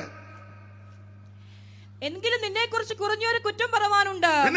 ഇസ്രായേൽ മക്കൾ വിഗ്രഹാർപ്പിതം തിന്നേണ്ടതിനോ ദുർനടപ്പ് ആചരിക്കേണ്ടതിനോ അവരുടെ മുമ്പിൽ ഇടർച്ച വയ്പാൻ ബാലാക്കിന് ഉപദേശിച്ചു കൊടുത്ത ബിലിയാമിന്റെ ഉപദേശം. 3 ഫലമാ പുതിയ നിയമത്തിൽ. ബിലിയാമിന്റെ വഴി, ബിലിയാമിന്റെ വഞ്ചന, ബിലിയാമിന്റെ ഉപദേശം. ഞാൻ ഈ ഭാഗം ബിലിയാം വന്നത് സംഖ്യാപുസ്തകം 22 മുതൽ അങ്ങോട്ട് പഠിക്കുമ്പോൾ 22, 23, 24 ഈ അധ്യായത്തിലാണ് ഇവനെ പറ്റി പരാമർശിക്കുന്നത്. അവിടെ അങ്ങ് പുള്ളി ഈ ദുരുപദേശം പറഞ്ഞതായിട്ട് കാണുന്നില്ല. പുള്ളി പറഞ്ഞതെല്ലാം നല്ല കാര്യമാണ്. എല്ലാം നല്ല കാര്യമാണ്. കാശ് കൊടുത്താ കൊണ്ടുവന്നത്. കാശ് കൊടുത്തവൻ പറഞ്ഞ അച്ഛാ കാശ് ഇഷ്ടം പോലെ കാശ് എടുത്ത് വീശും, പക്ഷെ പാര വെച്ചേ പോകാവൂ, ഈ ജനത്തെ പ്രാഗി കൊല്ലണം. പുള്ളി പറഞ്ഞു ഞാൻ അനേകരെ പ്രാഗി, അത് ആരും ഇന്നില്ല, നോക്കട്ടെ. പറഞ്ഞു സാറ് പറഞ്ഞേക്കുന്ന കാശ് എത്ര വേണേലും. അപ്പൊ പുള്ളി ചുമ്മാ കള്ളത്തരം പറഞ്ഞു. ബാരാക്ക് എനിക്ക് ഗൃഹം നിറച്ച് വെള്ളിയും പൊന്നും തന്നാലും ഞാൻ പ്രമാണം വിട്ടൊന്നും. പുള്ളി വീരഗാഥയൊക്കെ ഒന്ന് വായിച്ചാൽ മോളെ. 22:18 പെട്ടെന്ന് വായി. ബിലിയാം ബാലാക്കിന്റെ ഭൃത്യന്മാരോട് ബാലാക്ക് തന്റെ ഗൃഹം നിറച്ച് വെള്ളിയും പൊന്നും എനിക്ക് തന്നാലും. വെള്ളിയും പൊന്നും എന്ന് പറഞ്ഞാൽ നമുക്കിപ്പോ മനസ്സിലാകുന്ന ഭാഷ പറഞ്ഞ പണം. അന്ന് വെള്ളിയും പൊന്നുമാണല്ലോ. അപ്പൊ ഇങ്ങനെ ചിന്തിച്ചോ, ബാലാക്ക് തന്റെ ഗൃഹം നിറച്ച് എനിക്ക് പണം തന്നാലും എന്റെ ദൈവമായ യഹോവയുടെ കൽപ്പന ലംഘിച്ച് ഏറെയോ കുറയോ ചെയ്യുവാൻ. ഇത് കേട്ടാ നമുക്ക് തോന്നും പുള്ളിക്ക് പണത്തോട് താല്പര്യമില്ലെന്ന്. പക്ഷെ അകത്ത് മുഴുവൻ ദ്രവ്യാഗ്രഹത്തിന്റെ കൗശല ബുദ്ധിയാ. ഇങ്ങനെ പുതിയ നിയമത്തിൽ കൂലി കൊതിച്ച ബിലിയാം. 1-ാം പ്രതി ഞാനാണ്, എന്നെ പ്രതിയാക്കി പറയാ. ഈ പുൽപ്പിറ്റെ കയറി നിന്ന് നല്ല സിസ്റ്റവും മൈക്കും ആളും ബഹളവും നല്ല കീറുവാണം അടിക്കുന്ന ആൾക്കാരുണ്ട്. ചിലരുടെ വീട്ടിൽ ചെന്നാൽ പോലും ചിലരെ കയറ്റുകയില്ല. മതിലെല്ലാം മാക്കി വെഴുതി വെച്ചിരിക്കും. യഹോവയാൽ അനുഗ്രഹിക്കപ്പെട്ടവന് എന്തിന്? പിന്നെ ഗേറ്റിൽ എഴുതിക്കുക പട്ടിയുണ്ട്. എന്തിനാണ് ഈ വെടിവെക്കുകയും തല്ലിക്കൊല്ലുകയും ചെയ്യുന്നത്? പോട്ടെ, നമുക്ക് വിട്ടേക്കാം.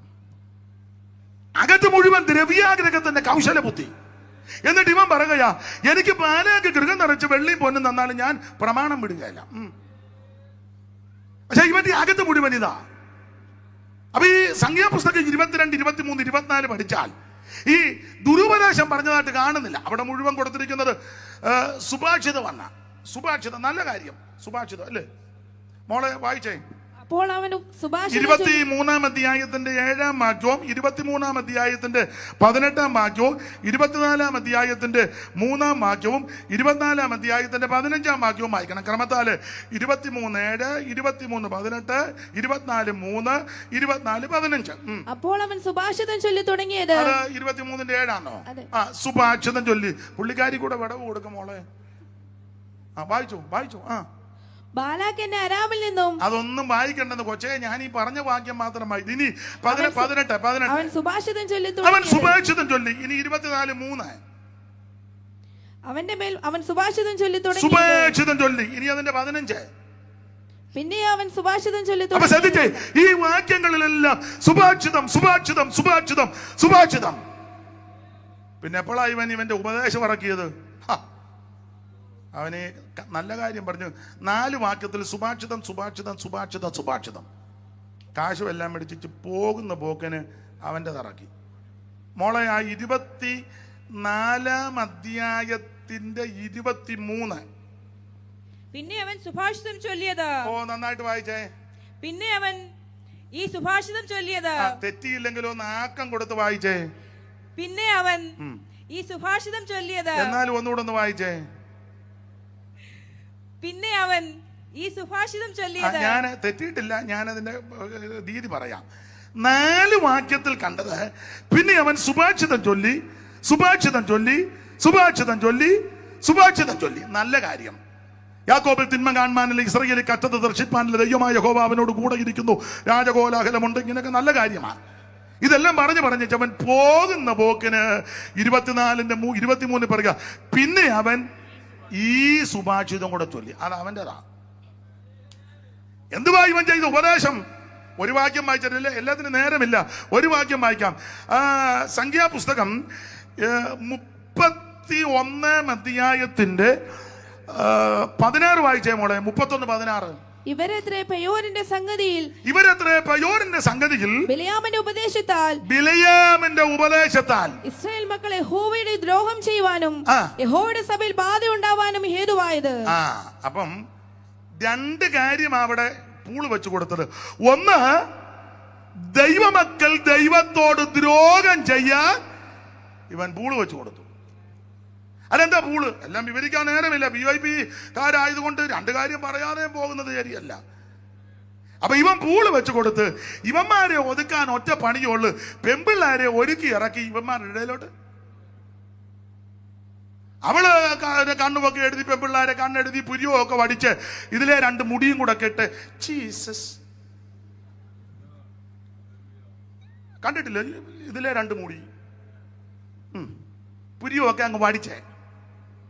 എങ്ങനെ എന്നെ എന്തിനിങ്ങനെ നോക്കുന്നേ? യെശയ്യാ 3:16 വായിക്കു വച്ചേ, കേക്കട്ടെ, ഇവളുമാരെല്ലാം കേക്കട്ടെ. അങ്ങനെയുള്ള ഏതേലും ഒരെണ്ണമുണ്ടെങ്കിൽ നീ ഇന്ന് രാത്രി കൊണപ്പെടണം. വായിര്, പെട്ടെന്ന് വായിര് മോനെ. യഹോവ പിന്നെ അരുളിച്ചെയ്തെന്നാൽ സിയോൻ പുത്രിമാർ നിഗളിച്ച് കഴുത്ത് നീട്ടിയും. PYP അംഗങ്ങളും മാതാക്കളും സഹോദരന്മാര് എല്ലാവരും യോഗ്യമായിട്ട് നടക്കണം. മനസ്സിലായോ? കഴുത്ത് നീട്ടുക എന്ന് പറഞ്ഞാൽ കഴുത്തെ പിടിച്ച് നീട്ടിയെന്നല്ല. ഈ ചുരിദാർ ആണെങ്കിലും ബ്ലൗസ് ആണെങ്കിലും ഷർട്ട് ആണെങ്കിലും എന്തോ കുന്തമാണെങ്കിലും ഇതൊത്തിരി ഇങ്ങോട്ട് ഒത്തിരി ഇറങ്ങി പുറകോട്ട് ഒത്തിരി ഇറങ്ങിയാൽ കഴുത്ത് നീണ്ടതുപോലെ തോന്നും. നീ ദൈവത്തെ ആരാധിക്കാൻ മര്യാദയ്ക്ക് വരണം. ഇപ്പൊ ചില കല്യാണത്തിന് പെമ്പിള്ളാരെ ഒരിക്കൽ ഒറ്റ പാച്ചന്മാര് പറയത്തില്ലല്ലോ. കാരണം 50,000 1 ലക്ഷം കിട്ടും, മേടിച്ച് കീച്ചാൽ അങ്ങ് താക്ക്. നല്ല താപ്പാ. ഇന്ന് ഞാൻ 9:30 നിർത്തുള്ളൂ. ഇന്ന് ഇവിടെ എന്നെ മുടിയാന്തരം വന്നാലും 9 നിർത്തുള്ളൂ. ദൈവത്തിന് മഹത്വം. എടാ, കല്യാണത്തിന് ഒരുങ്ങി വരുമ്പോൾ ഞാൻ എന്നെ പ്രതിയാക്കിയ പെണ്ണിന്റെ അപ്പനാ അല്ല അമ്മയോടോ ചുമതലപ്പെട്ടവരോട് പറയണം, ഞാൻ കല്യാണം നടത്തണമെങ്കിൽ മാന്യമായിട്ടും യോഗ്യമായിട്ടും ഒരുങ്ങി ഇല്ല നീ വേറെ എവിടെയെങ്കിലും കൊണ്ട് നടത്താൻ പറയണം.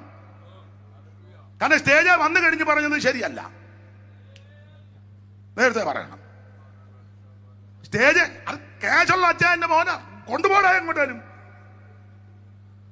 സഭയ്ക്ക് പ്രമാണമുണ്ട്. പാവപ്പെട്ടവനാന്നെ ഉടനെ അവന്റെ മണ്ടലോട്ട് അടിയന്തര കമ്മിറ്റി കയറി എല്ലാം കുതിര കയറുമല്ലോ.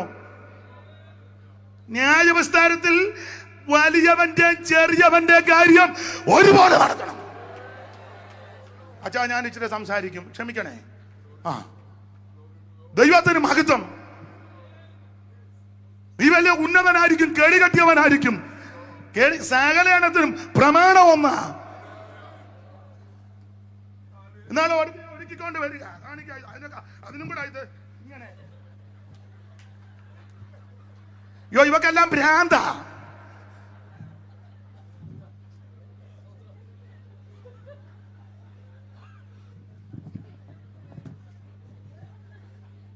തള്ളമാരി സത്യം വരുവാ, അങ്ങോട്ട് വരുവാ. ഞാൻ ദൈവത്തിന് മഹത്വം. ഇത് വേർപാടിന്റെ ഉപദേശമാ. ദൈവ മാതാക്കളോടൊരു കാര്യം പറയാ. പിള്ളേര് ചിലപ്പോ നിർബന്ധ ബുദ്ധി, മോനെ കാലെല്ലാം മാറ്റേ. ദൈവത്തിന് മഹത്വം. ഇത് പ്രമാണമുള്ളതാ. പെന്തിക്കോസ് കുത്തടിഞ്ഞതല്ല, ഇത് ക്രമം കെട്ടതല്ല, തോന്നുന്നത് പോലെ നടക്കുന്നതല്ല. ഇന്ന് രാത്രി ചിലര് സമർപ്പിക്കണം. ദൈവത്തിന് മഹത്വം. യോഗ്യമായി, ലജ്ജാശനത്തോടെ, സുബോധത്തോടെ, പരിജ്ഞാനത്തോടെ. ദൈവത്തിന് മഹത്വം, ദൈവത്തിന് മഹത്വം. എന്നോട് ഈയിടെ ഒരുത്തൻ പറഞ്ഞു, അച്ഛാ ഇങ്ങനൊന്നും പറയരുത്, പ്രോഗ്രാം കിട്ടുകയല്ല. നിന്റെ കുന്തം പ്രോഗ്രാം ചപ്പളാത്തി അടിച്ചുള്ള പ്രോഗ്രാം എല്ലാം മേടിച്ച വിളിയാൻ ഇടർച്ച വെച്ച് കൊടുത്തു. ബാലാക്കിന് ഇടർച്ച. സഭയ്ക്കകത്ത് പ്രശ്നം ഉണ്ടാക്കുന്ന നിന്നെ നിന്റെ സന്തതിയെയും ദൈവം വിടുകയല്ല. അത് ഞാനാന്നേലും നീയാന്നേലും ആരാന്നേലും ഏത് കൊലകൊമ്പനാന്നേലും ലോക്കൽ സഭയിലാന്നേലും സെന്ററിലാന്നേലും മേഖലയിലാന്നേലും കേന്ദ്രത്തിലാന്നേലും സഭയ്ക്കകത്ത് കുരുക്കൊപ്പിക്കുന്നവനെ ഒരുത്തനെ ദൈവം വിടത്തില്ല. വിട്ട ചരിത്രമില്ലല്ലോ. ഇവൻ വെട്ടുകൊണ്ട് ചത്തു. ആഗ്രഹം എന്നതാ? ഭക്തൻ മരിക്കുന്നത് പോലെ മരിക്കണം. എന്നാ മരിക്കാഞ്ഞ്? അതെ, നിർത്തുക. പറഞ്ഞാ ഞാൻ നിന്ന് പറയും, നിങ്ങൾ ചിലരിയ്ക്കുകയും ചെയ്യും. പോകാൻ നേരത്ത് പറയും, അയാൾക്ക് അല്ലെങ്കിലും ബോധമില്ലാത്തവനാന്ന് പറയും. ഈ ബോധമൊക്കെ മതി. ദൈവത്തിന് മഹത്വം. ഒരു മറുവശം, ആഗ്രഹം നടന്നയാളുണ്ട്, മറ്റാരുമല്ല. വായിച്ചേ മോളെ, ഉൽപ്പത്തി 5:24. ഹൃദയത്തിലെ ആഗ്രഹം നടന്ന ഒരു വ്യക്തി. അത് പറഞ്ഞ് നിർത്താം. ഹാനോക്ക് ദൈവത്തോടു കൂടെ നടന്നു. ദൈവത്തോട് കൂടെ നടന്നു. ദൈവം അവനെ എടുത്തുകൊണ്ടതിനാൽ കാണാതെയായി. തന്റെ ആഗ്രഹം ദൈവത്തോട് കൂടെ നടക്കണം. അതെന്നാ? അദ്ദേഹം നോക്കുമ്പം ആ കാലത്ത് പലരും പല രീതിയിലാണ് നടക്കുന്നത്. തൻ്റെ സമകാലികനായ ലാമേക്ക് 2 പെണ്ണുങ്ങളുമായിട്ടാണ് നടക്കുന്നത്, ആദയും സില്ലയും. അപ്പോൾ പുള്ളി തീരുമാനിച്ചു, എനിക്ക് ദൈവത്തോടു കൂടെ നടക്കണം.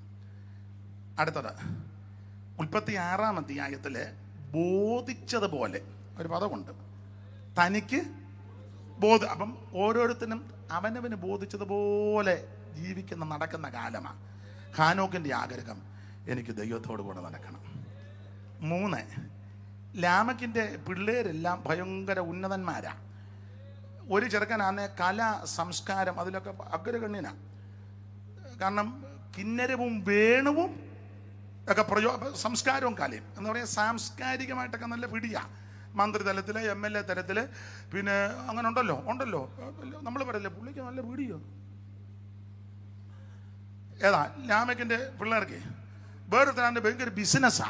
കൂടാരവാസികൾക്കും പശുപാലകന്മാർക്കും ഫാമും ഒക്കെ ഉണ്ട്. പ്രത്യേക ഇനമാ. 60 ലിറ്ററൊക്കെയാ കറന്നാ കിട്ടുന്നത്. മിഷ്യൻ വെച്ചാ കറക്കുന്നത്. വലിയ ഫാമ്. അപ്പം കാശിന് പഞ്ഞമൊന്നുമില്ല. വേറൊരു ചെറുക്കനുണ്ട്, ഇരുമ്പ് കൊണ്ടും ചെമ്പ് കൊണ്ടും ആയുധം, ഗുണ്ടായുസം, ഡിഫൻസിനുമൊക്കെ ഉണ്ട് പിള്ളേർ. അപ്പൊ ചുരുക്കി പറഞ്ഞാൽ സമൂഹത്തിന്റെ എല്ലാ തുറകളിലും പുള്ളിയുടെ മക്കള് ഉന്നതന്മാരാ. പുള്ളിക്കാന്നെ 2 ഭാര്യയും. എല്ലാരും ബോധിച്ച പോലെ നടക്കുക. ഇതിനിടയ്ക്കിലും വർഷിപ്പിന് ഒരു പഞ്ഞവും ഇല്ല കേട്ടോ. അതാ അതിലൊക്കെ വിചിത്രം. ഈ കൊന്ത്രാക്കൊള്ളി ഒക്കെ ഒപ്പിക്കുമ്പോഴും വർഷിപ്പിന്. വായിച്ച മോള് ആ 5-ാം അധ്യായത്തിന്റെ നേരെ മേളിൽ ഒരു കണ്ണികയുണ്ട്. 4-ന്റെ ഒടുവിൽ ആദാം തന്റെ ഭാര്യയെ പിന്നെയും പരിഗ്രഹിച്ചു. അവള് ഒരു മകനെ പ്രസവിച്ചു, ഷേത്തിനൊരു മകൻ ജനിച്ചു, ഏനോശ്. അടുത്ത വാക്യം, ആ കാലത്ത് യഹോവയുടെ നാമത്തിലുള്ള ആരാധന തുടങ്ങി. ഈ കൊന്ത്രാക്കളിയെല്ലാം ഒപ്പിക്കുമ്പോഴും വർഷിപ്പിന്, പ്രൈസ് ആൻഡ് വർഷിപ്പിന് ഒരു പഞ്ഞവുമില്ല. കൺവെൻഷൻ ആണെങ്കിലും ലോക്കലാണെങ്കിലും സെന്റർ ആണെങ്കിലും എല്ലാം ഇങ്ങനെ താങ്ക് യു ലോർഡ്. അറിയാമല്ലോ, ഞാൻ വിവരിക്കണ്ടല്ലോ. ഇങ്ങനെയൊക്കെ വഷളത്വം. പക്ഷെ ഇതിന്റെ നടുവിൽ ഹാനോക്ക് തീരുമാനിച്ചു, എനിക്ക് ദൈവത്തോട് കൂടെ നടക്കണം. ഒരു സുപ്രഭാതത്തിൽ ഹാനോക്കിന്റെ ആഗ്രഹത്തെ ദൈവം നിറവേറ്റി. അവിടെ ഇങ്ങനെ വായിക്കുന്നു, ദൈവം അവനെ എടുത്തുകൊണ്ടതിനാൽ കാണാതായി. ഞാൻ പറയാറുണ്ട്, ഹാനോക്കിന്റെ ദൈവം എടുക്കാൻ പല കാര്യം. അതിലൊരു കാര്യം, ഹാനോക്ക് പ്രവചിച്ചു. എന്തുവാ പ്രവചിച്ചേ? മോളെ ഒന്ന് വായിച്ച യൂദ 14, പെട്ടെന്ന് വായിച്ചു, നിർത്തുക. കൃത്യം 9:30 ഞാൻ നിർത്തും. 9:30 1 മിനിറ്റ് മുമ്പ് നിർത്തും. ഇപ്പൊ ഇത് കറക്റ്റ് വാച്ചാന്നോ ജെറിം? ഇത് 10 മിനിറ്റ് ഉണ്ട്. 9:30 മുമ്പ് നിർത്തും. ആദാം മുതൽ ഏഴാമനായ ഹാനോക്ക് ഇവരെ കുറിച്ച് കർത്താവ് എല്ലാവരെയും വിധിപ്പാനും അവർ ഭക്തിയോടെ ചെയ്ത ഭക്തിവിരുദ്ധമായി സകല പ്രവൃത്തികൾ നിമിത്തവും ഭക്തികെട്ട പാപികളെയൊക്കെ ബോധം വരുത്തുവാൻ 1000 വിശുദ്ധന്മാരോട് കൂടെ വന്നിരിക്കുന്നു എന്ന് പറഞ്ഞാൽ, ഭക്തികെട്ട് നടക്കുന്നവർക്കെതിരെയാ ഹാനോക്ക് പ്രവചിച്ചത്. അല്ല നിന്നെ ജംബോ ജെറ്റ് കയറ്റി വിടാന്നോ? കൊട്ടാരക്കര 8 നില വീടിന്റെ മണ്ടയിൽ അമ്മാവ് ഇങ്ങനെ ഉല്ലാത്തുന്നതായിട്ട് ആത്മാവ് അതൊന്നുമല്ല പറഞ്ഞ്. ഇപ്പൊ അങ്ങനെ കുറെ പൊട്ടങ്കണാമ്പന്മാരുണ്ട്. നിങ്ങളുടെ അവിടെ ഒരു പുള്ളിയുണ്ടോ വീടിന്റെ ഇടത്ത് വശത്ത്? പാവം പിടിച്ച സഹോദരി, പുളിയല്ല പാസ്റ്റേ, ഒരു മരമുണ്ട്. ഉണ്ടല്ലോ. അങ്ങനെ ആണോടാ ദൈവാത്മാവ് പറയുന്നത്? അവിടെ ഞാൻ ഒന്നും വിവരിക്കുന്നില്ല. ദൈവന്റെ അപ്പന്റെ കാളയുടെ വയസ്സ് വരെ പറഞ്ഞതാ ദൈവം. കാളയുടെ വയസ്സ് വരെ. എത്രാമത്തെ കാളയാന്നും ഇന്നത്തെ പ്രവാചകൻ? കാളയെ കാണുന്നല്ലോ. ഉടനെ താള ഞങ്ങളുടെ വാതിൽക്കൽ കൂടെ പോകുന്നുണ്ട് പാസ്റ്റർ. കാള മാത്രമാണോടാ അതിലേ പോകുന്നേ? വയ്യാവേലിയൊക്കെ ഹാനോക്ക് പ്രവചിച്ചത് ഭക്തികെട്ട് നടക്കുന്നവർക്കെതിരെ. ഇത് ലാമക്കിന് കൊണ്ടു. ലാമക്കിന് കൊണ്ട്. കാരണം പുള്ളി ഭക്തികെട്ട് നടക്കുക. 2 ഭാര്യ, പിള്ളേര് ഗുണ്ടായിസം, ലോകപരമായിട്ടാ പിള്ളേര്, കലയും സംസ്കാരവും. വിളക്ക് കത്തിക്കാൻ പോകുന്നു, ഭദ്രദീപം കളിക്കാൻ പോകുന്നു, അതെല്ലാം മേടിക്കുന്നു. എല്ലാം ഞാൻ വിവരിക്കുന്നില്ല, പിടിപാടാ. ഇതിനെതിരെ ഹാനോക്ക് നന്നായിട്ട് പ്രവചിച്ചു. ഇത് ലാമക്കിന് ഇഷ്ടപ്പെട്ടില്ല. അപ്പൊ ലാമക്ക് എല്ലാം വാക്ക് കൊടുക്കുന്നില്ല. ഭാര്യമാരെ വിളിച്ചു പറഞ്ഞു, ആദയും സില്ലയുമായുള്ളവര് എന്റെ വാക്ക് കേൾക്കണം. വായിച്ച മോളെ അടുത്ത വാക്യം. ആദയും സില്ലയുമായുള്ളവരെ എന്റെ വാക്ക് കേൾപ്പീൻ. ലാമേക്കിന്റെ ഭാര്യമാരെ എന്റെ വചനത്തിന് ചെവി തരുവീൻ. പുള്ളിയുടെ വചനം നല്ല വചനമാണ്. എന്തുവാ വചനം? അടുത്തത്, എന്റെ മുറിവിന് പകരം ഞാനൊരു പുരുഷനെയും എന്റെ പരിക്കിന് പകരം ഒരു യുവാവിനെയും കൊല്ലും. ഒരുത്തനെ ഞാൻ കൊല്ലും. ഈ സമൂഹത്തിന്റെ നടുവിൽ എനിക്കൊരു മാന്യതയുണ്ട്. ആർക്കാ? ലാമക്കിന്. പിള്ളേർക്ക് നല്ല ബിസിനസ്, കാശ്, സാംസ്കാരികമായിട്ട് നല്ല പിടിപാട്, മന്ത്രിതലത്തിൽ MLA പിടിപാട്, പിന്നെ കാശിന് കാശ്, പിന്നെ ഗുണ്ടകളെ ഇറക്കണമെങ്കിൽ മട്ടാഞ്ചേരിയിൽ നിന്നും ചെങ്കൽച്ചൂള എന്നൊക്കെ കൺവെൻഷൻ വരെ.